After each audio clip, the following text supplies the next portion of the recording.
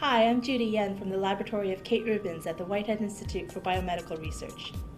After infecting HeLa cells with Vaccinia virus and isolating total RNA, shown in a previous JoVE video protocol, host and viral RNA can be isolated and amplified using reverse and in vitro transcription.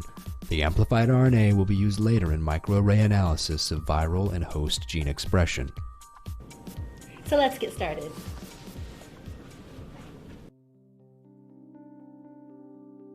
To begin the cDNA synthesis from the RNA, add the recommended volume of 100% ethanol to the wash buffers before using the ambient amino allele message AMP2 kit.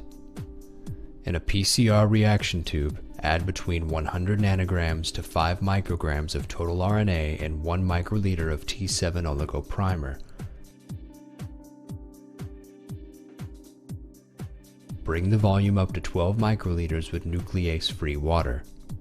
Incubate the samples at 70 degrees Celsius for 10 minutes in a thermocycler. Next, remove the RNA samples from 70 degrees Celsius and centrifuge briefly. After centrifugation, place the samples on ice. Prepare the first strand synthesis master mix with a 10% volume overage to cover pipetting error. Leave it at room temperature.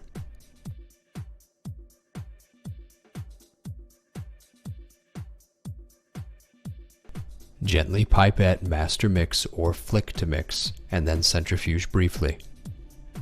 After centrifugation, transfer 8 microliters of the master mix to each RNA sample.